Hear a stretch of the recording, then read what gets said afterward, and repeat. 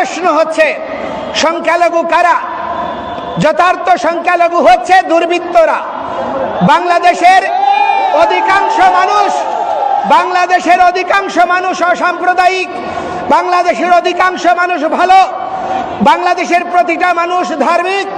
কিন্তু আমার প্রশ্ন তাদের কাছে, যদি এই বাংলাদেশের প্রতিটা লোক হয় বিএনপি, হয় আওয়ামী লীগ, হয় জাতীয় পার্টি, তাদেরকে ধন্যবাদ দেই, কিন্তু আমাদের কোন হিন্দুরা মনের সাহস নিয়ে দীপ্ততার সঙ্গে যেই কথাটি বলতে পারেনি, জামায়াতে ইসলামের আমিরে জামায়াত তিনি বললেন যে কোন মুসলমান পাহারা দিয়ে নামাজ পড়ে না, কোন মুসলমানের মসজিদ পাহারা দিতে হয় না, তাহলে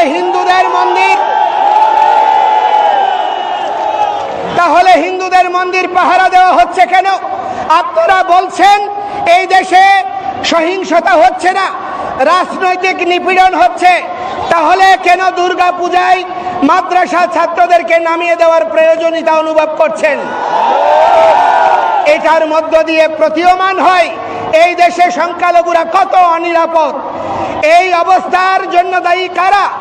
সংখ্যাগরিষ্ঠ জনগোষ্ঠী, যেখানে কোনো না কোনো রাজনৈতিক দলের অনুসারী। বাংলাদেশের মেজরিটি মানুষ কোনো না কোনো রাজনৈতিক দলের অনুসারী। তাহলে আপনারা কেন দুর্বৃত্তপনাকে চিহ্নিত করতে পারছেন না? আওয়ামী লীগ যখন ক্ষমতায় ছিল 2001 সনের সাম্প্রদায়িক নিপীড়নের জন্য চুপ্পু কমিশন গঠন করা হয়েছিল। বর্তমান রাষ্ট্রপতি তার নেতৃত্বে চুপ্পু কমিশন তদন্ত করেছিল। দুর্ভাগ্যের বিষয়, চুপ্পু কমিশনের রিপোর্ট উনি রাষ্ট্রপতি হয়েও আজ পর্যন্ত প্রকাশ করেনি এবং আজ পর্যন্ত বিচার করেনি। তাহলে বিএনপির সময়ে যেই সহিংসতা হয়েছে তার দায়িত্ব পালন করেনি আওয়ামী লীগ। আওয়ামী লীগের আমলে হয়েছে। আমাদের ঐক্য পরিষদ সহ সমস্ত সংগঠনগুলো কুমিল্লার তথাকথিত গডফাদারকে নির্বাচনে নমিনেশন না দেওয়ার জন্য বলেছিল। আমরা আন্দোলন করেছিলাম, প্রতিবাদ করেছি, তাদেরকে নমিনেশন দেওয়া হয়েছে।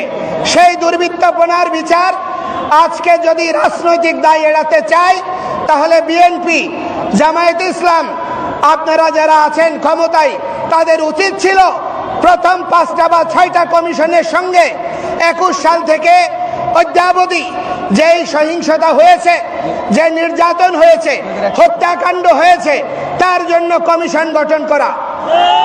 তাহলে আমরা বুঝতাম আপনারা বাস্তবিকেই সংখ্যালঘুদের প্রতি আন্তরিক। সেটি তো আমরা দেখিনি। আপনারা সংবিধান সংশোধন করতে চান, আমরা বিরোধিতা করি না। রাষ্ট্র যদি সামগ্রিকভাবে জনসাধারণের প্রয়োজনীয় মৌলিক অধিকার প্রতিষ্ঠার জন্য সংযুক্তি দরকার হয় করেন, তবে সেখানে আমরা শুনলাম কালকে সেই কমিশনে হিন্দু প্রতিনিধি দেওয়া হয়েছে।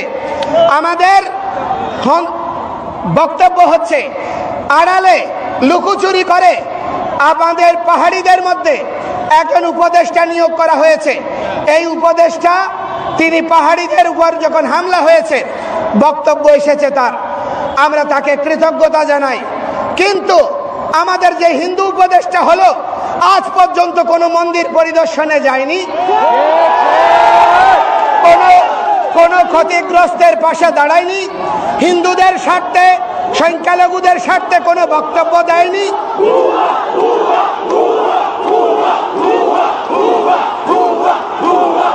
আজ পর্যন্ত তার কোনো দৃশ্যমান পদক্ষেপ আন্দোলনরত কর্মীদের সঙ্গে আলোচনা করতে দেখিনি। তাহলে কাকে আপনি হিন্দু প্রতিনিধি বানিয়েছেন?